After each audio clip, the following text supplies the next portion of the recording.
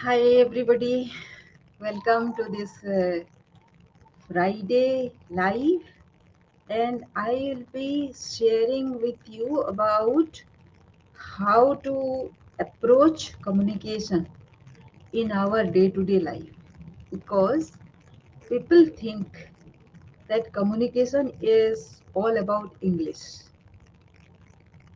It is not so. Communication is about what you want to communicate, what you want to convey, and thereby how you educate people. So let me share slides, share my screen so that you will be able to see.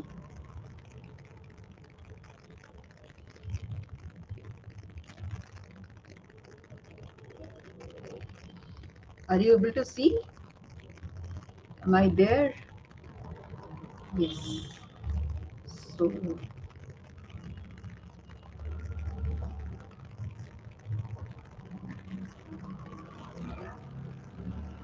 are you able to see my screen? Just let me see. Yes, you are able to see. So let us go to the communication part today. I'll be very brief, and so sorry about that. Uh, I'll be very brief on what all I actually uh, do here. So this is my webinar part. Let me go to the screen that where I work is.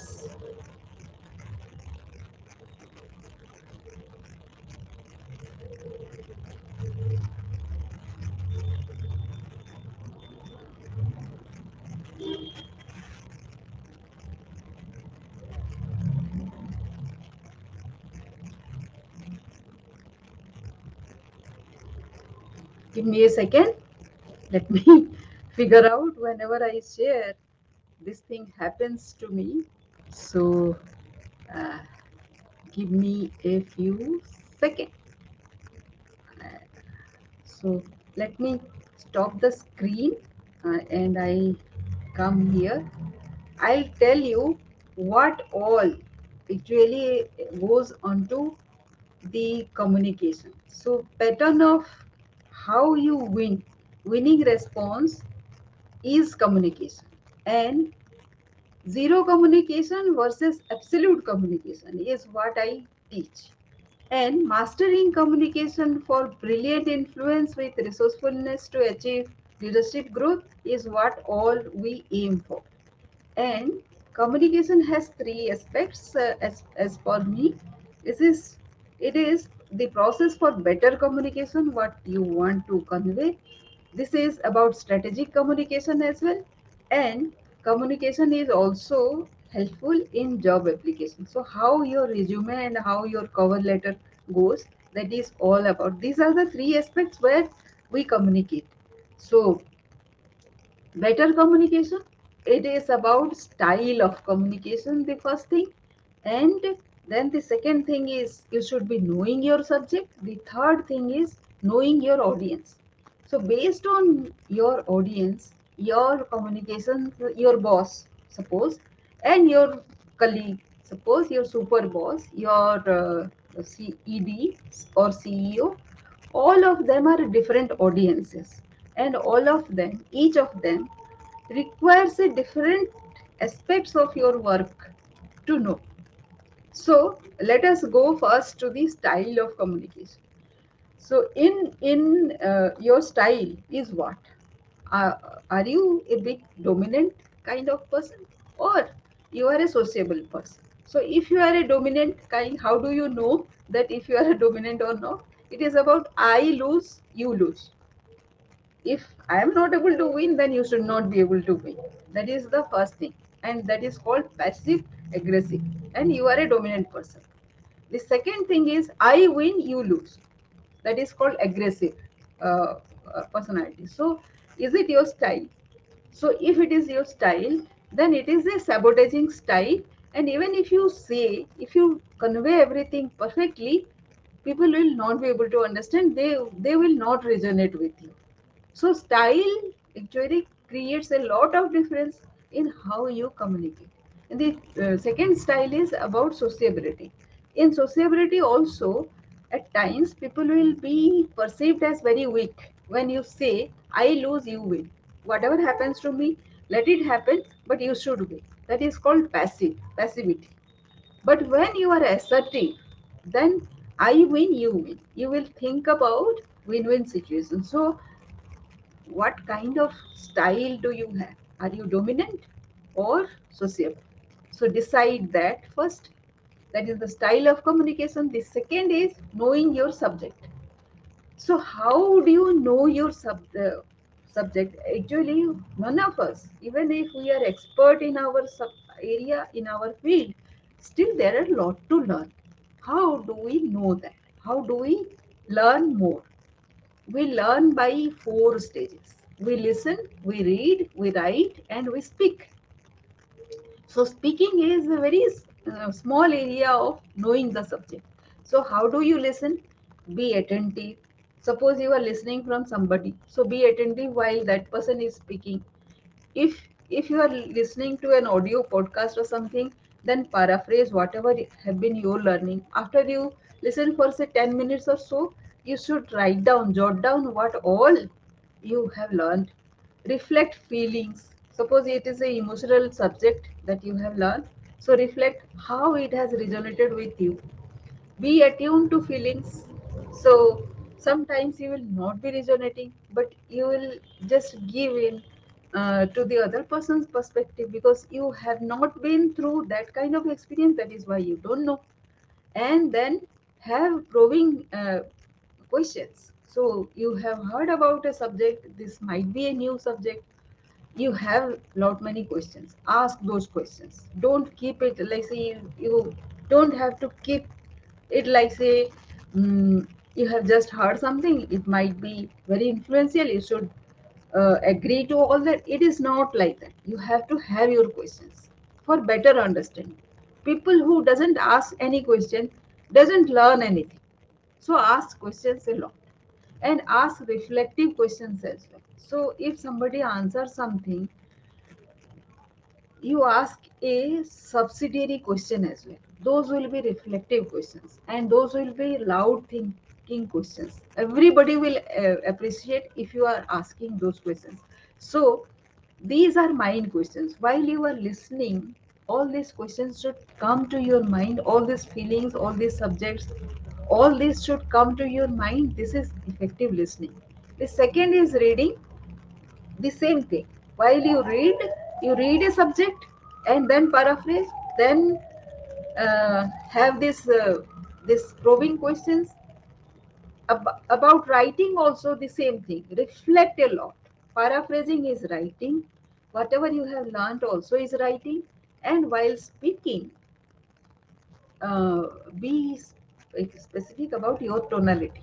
You should not be very very loud or very light. You have to be very convincing. And if you are to speak for 1 minute, then be very crisp, very specific. You have to be time specific. Otherwise, people will get bored, and that also shows your ignorance, right? So know the subject well by practicing the skills of listening, reading, writing, and speaking. The third is know your audience. So your boss, super boss, client, market, peers, juniors, organization. These are all your audience. So what does your boss want to know? He will want to know what worked well, what were existing resources that you utilized, what are the innovations that you have gone through, what threats you faced, and what result you achieved. So description of all these 5 points will be enough to convince your boss that you have worked.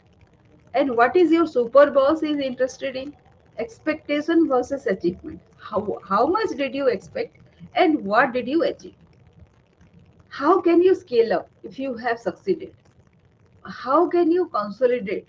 Suppose at stages you have achieved something, but is it sustainable? That consolidation phase you will be interested in. And what has changed? That theory of change. Can he replicate it elsewhere? Challenge factor. What were the threats and challenges? And if you are not there, then who else? And how can you train people to take your position? That he will be interested in. For your clients, what he will be interested in his end results and how much you have spent or what resources you have utilized, and if you have succeeded in doing something, what is the proposal for next phase. Then peers, existing opportunities, how challenges were negotiated, who were partners in change, and process outline. These were the peers because they will always be thinking about achieving same results as you have achieved if you have succeeded. Then how did you manage to win? That will be their interest. Then juniors getting trained, whether they will get trained or not. Challenges, what challenges were there, whether they are equipped enough to take that opportunity, and how the organization mission has been accomplished. What what what growth possibilities are there, suppose they execute all those things, and what your organization for the betterment of future reference, they would like to have process document, resources, what resources were required, what capacity building took place, what outcomes achieved, what mission accomplished, and what vision addressed. So when we will elaborate in our class, I'll tell you a story how this has been done in cases where I worked, right? So these are the process for better communication. Then what is strategic communication? So how do you respond, what positioning you have done.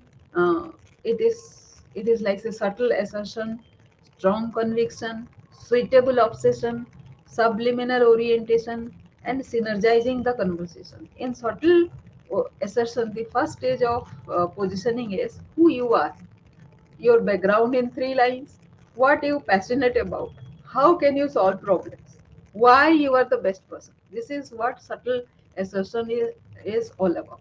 The second stage is strong conviction. The other person would like to know whether you are convinced about it or not. Who you are, what incidents made you convinced you can give your best, what have you acted on so far, how you can replicate your prior experience, why you think that your trick will help in future. Then the third stage of positioning is suitable obsession. So anybody, whoever is giving you responsibility, they should also be thinking that you will do it. You have certain commitment level. How would you convey that? You have to tell who you have become in last X years doing this. What opportunities you are perceiving here in this assignment. How can you negotiate to include so as to expand your network and network? Only you are doing this or other people can be included. These are questions of subtle suitable obsession and why you would like that service to bring into current profile. And the fourth stage of positioning is subliminal orientation, which means who the other person can be, what is the basis of collaboration if the other is willing to join you, how the other person can consolidate his position, why you would like the other person to get empowered, and be genuine in all this detailing. And the fifth stage of positioning is about who the partnership can make you to be, what dreams can some come true in this collaboration, how the win-win situation can be formulated, why you should put the other person into big prominence. So these are part of the positioning exercise that we are doing as a result of strategic communication. And the third level of strategic communication is comprehension. You should understand, you should comprehend what is being told to you. So detailing you need to do, elaborating you should do, when it is required. Gist of the thing is very essential. It has to be very concise, very crisp, and you have to capture the bottom line and the top line. As in case of any profit based institution, where revenue is your top line and the total interest or income generated is your bottom line. You need to understand what are the top line and what are the bottom line. Cross crux of the matter, you need to understand action points. You have to elaborate what is the way forward. Then presentation. What presentation you will do? So there are seven management tools that is there. You can present. There are several kinds of management tools you can present, but it would be good if you can utilize these seven management tools. One is affinity diagram, the second is interrelationship diagram, the third is tree diagram, fourth is matrix diagram, fifth is matrix analysis, sixth is process description, program charts, and last is arrow diagrams. If you can do this entire your operation with the help of these seven management tools, then your presentation is done and you are well done with your strategic communication. The next is email. People actually don't know how to utilize email for creating authority. Email has to be at most 5 lines. You should be able to convey your thought process as well as your genuine interest and your honesty. The second is the subject line. The subject line should say that what you want to convey. That does actually 50% of your work. You don't have to describe it, about it again. Timing is immediate. Email is immediate response. So we cannot sit on this for say a lot of hours and then communicate about it. No, it has to be immediate, and make sure there is no error in the email. Error makes your email less effective. Then make it concise, as I said. Make a friendly and receptive tone so that the other person immediately gets hooked to your language. And metacognitive skill, know that you don't know it at all. Set yourself great goals. Preparation of 5 minutes. Process feedback. These are great opportunities. Monitor your performance, look for better options, journal on immediate ask and receiving, self questioning is a better way. So, these are the homework that you can do for strategic communication, and it should reflect in your work. The third process of communication is about your job application.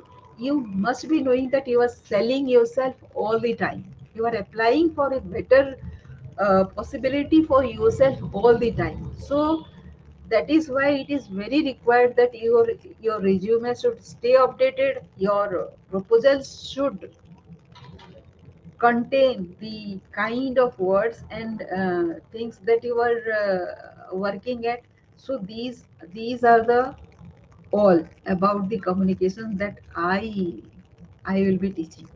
Hope this helps, and if you like this video, then please comment below so that I know and I'll include. I should have your questions also so as to make it very effective.